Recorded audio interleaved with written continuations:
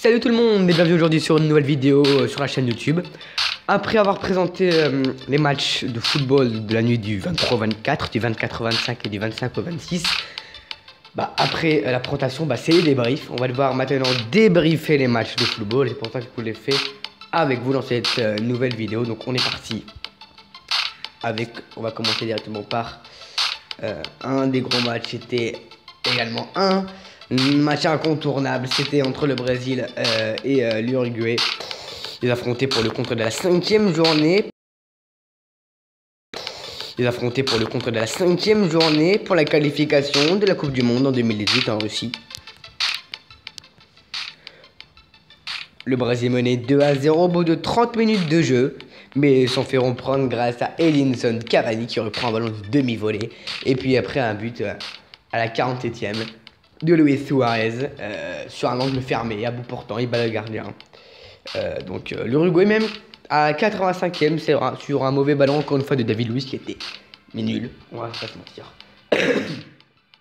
Qui a failli marquer, sauf que le portier du Brésil a sorti ce magnifique ballon de la part de Luis Suarez. Godin n'était pas là, Diego Godin, un des patrons en défense pour l'Uruguay. Alors, ça s'est senti sur le deuxième but, là où Muslera notamment se fait dribbler. Je voulais quand même revenir sur le non-match de David Luiz. Il a eu 1 sur 10, David Luiz, le joueur du Paris Saint-Germain et du Brésil. Il a été comparé même au 7-1 que le Brésil avait pris contre l'Allemagne en Coupe du Monde. Pour vous dire quand même son niveau de jeu. Alors, deuxième match, petit pêle-mêle de cette rencontre. Là, on voit les Uruguayens s'échauffer avec notamment Alvaro Pereira au premier plan. La star du Brésil, c'est Neymar, donc qui s'échauffe également. On parlait tout à l'heure de David Luiz, le voilà à l'échauffement. À ses côtés, Filipe Luis, avec son petit serre-tête là. Très masculin. Également, alors, les deux capitaines qui étaient ce soir, Luis Suarez et Neymar. Les deux joueurs du FC Barcelone, puis la petite photo collector avec les arbitres. L'égalisation, donc là c'est la réduction de l'écart de Edinson Cavani, on le voit célébrer son but, on voit David Luiz numéro 4 et Miranda là, le numéro 3, donc Carlos Sanchez et Cavani, ce sont les deux joueurs en bleu, et ce sont les deux joueurs uruguayens après l'égalisation. Alvaro Pereira face à Willian, le joueur de Chelsea. Luis Suarez. La détresse de David Luiz qui a passé énormément une mauvaise soirée, on le voit là dans les bras de Edinson Cavani. En plus ils jouent ensemble, ils jouent tous les deux au Paris Saint-Germain. L'égalisation de l'Uruguay, ils célèbrent, quand ils dépassent leur égalisation par Luis Suarez, leur sauveur, lui qui a revenu de suspension. On se souvient, en 2014 il avait mordu Giorgio Chiellini à l'épaule, ce qui lui a valu une suspension énorme de 9 matchs officiels. Il a pu jouer des matchs qui n'étaient pas officiels, comme par exemple face au Oman, où l'Uruguay avait gagné 1-0, avec notamment un but de lui. Donc là il revient et il n'a absolument pas raté son retour en sélection. Alors là c'est la petite info, pour rigoler un petit peu, la petite anecdote. C'est que donc après le 2 partout, les deux attaquants stars du FC Barcelone, avant la rencontre, se sont dit celui qui gagne, il offre un hamburger. Il reçoit l'hamburger, donc celui qui perd offre un hamburger à celui qui gagne. Plutôt sympa comme concept, mais quand t'as deux partout, comment tu fais? Et ils ont décidé de se le partager un peu, le hamburger. Donc on peut manger un hamburger, histoire de se décontracter quelques jours avant le mercato. Je vous laisse lire l'article quelques secondes.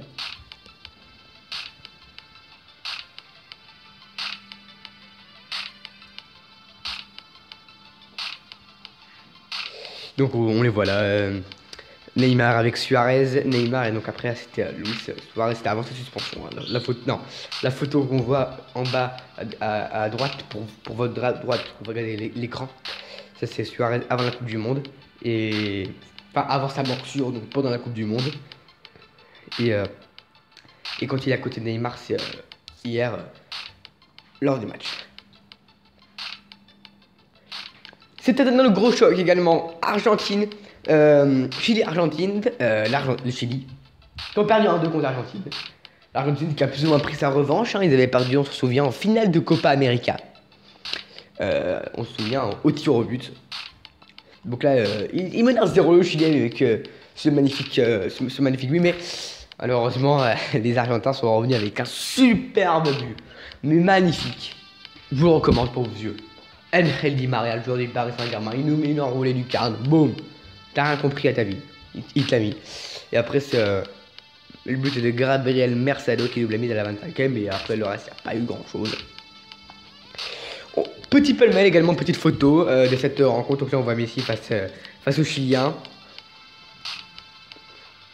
On voit qu'il a fait un super match, mais il y a une stat inquiétante que je vais vous mettre juste après. Donc là, voilà, c'est le but chilien, une tête. Sergio Romero ne peut absolument rien faire.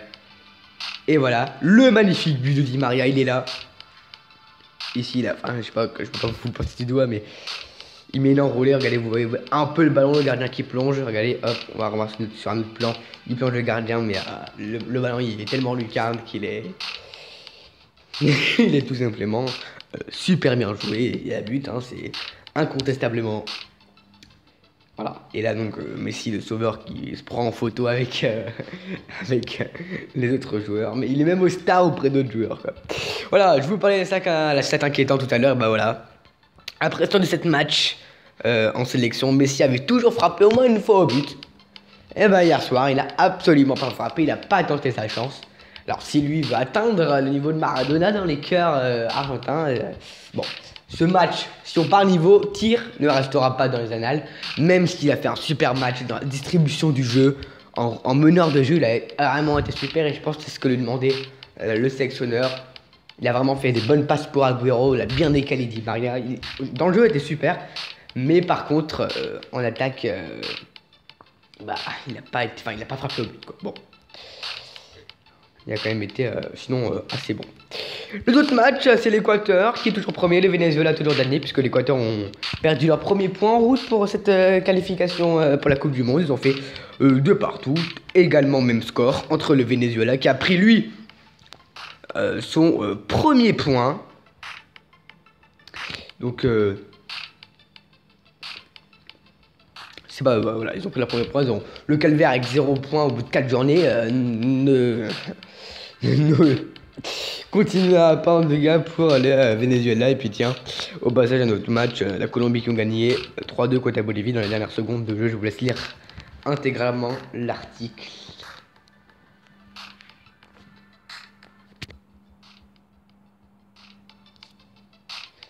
Allez, on passe au suivant donc. Photo prise sur le Facebook de l'Uruguay. Bon, c'est pas une préférence que je veux faire, mais je trouvais que c'était bien parce qu'on avait la date avec après les scores et les classements, parce que je trouvais ça, donc je l'ai pris. Il n'y a aucun je l'ai pris.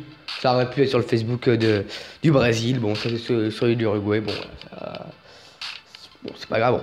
Les scores. Colombie gagne 3-2 contre la Bolivie, le Paraguay de partout contre l'Équateur, même score entre le Pérou et le Venezuela, le Chili perd 1-2 contre l'Argentine, de partout donc entre le Brésil et l'Uruguay. Je suis en train de calculer le nombre de buts. Alors, de 4, 8, 9, 10, 11, 12, 13, 14, 15, 16, 17, on rajoute à 3, 20 buts. 20 buts ont été inscrits. Calculé quand même, mais bon. Je pense que je suis sûr de ces calculs. Alors 20 buts ont été inscrits en tout simplement 5 rencontres, pas mal. Ça fait une moyenne, tout simplement 5. Ça fait une belle moyenne. Ça fait 4 buts par rencontre, oui, bah, avec les deux partout. Je calcule quand même pour être sûr, pour pas vous donner de fausses informations. Alors, il y a eu donc bien 7 attends.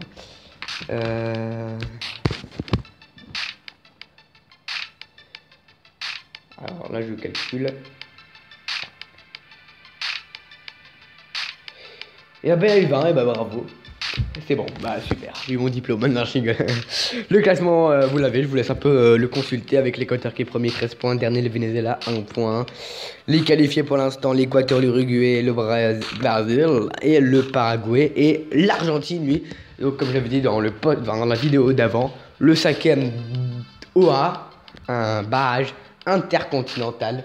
Alors c'est ce qu'aura donc du coup l'Argentine et le Chili. Pour l'instant n'est pas qualifié comme la Colombie, donc, comme le Pérou, la Bolivie et le Venezuela. Allez, les autres matchs qui vont arriver le 29, 28, 29, ça a changé quoi ça. Ça va un peu tourner avec le décalage horaire pour nous, ça va être le 28, pour ça va être le 29, enfin bref. De la nuit, entre le 27 et le 30, comme ça, voilà, c'est sûr. Et le débrief arrivera juste après. Colombie, Équateur, Uruguay contre le Pérou, Venezuela contre le Chili, Argentine contre la Bolivie, Paraguay contre le Brésil. Il n'y a pas vraiment de choc. Honnêtement, on pourrait s'attendre à mieux comme il n'y a pas trop de choc. Bon, il y a. Là, il y avait deux chocs, hein. C'était Argentine contre le Chili, c'était un choc. Et l'Uruguay contre le Brésil, bon là, il n'y avait pas vraiment. Il y a peut-être Colombie-Équateur, que je mettrai en exergue, en premier plan. Et après,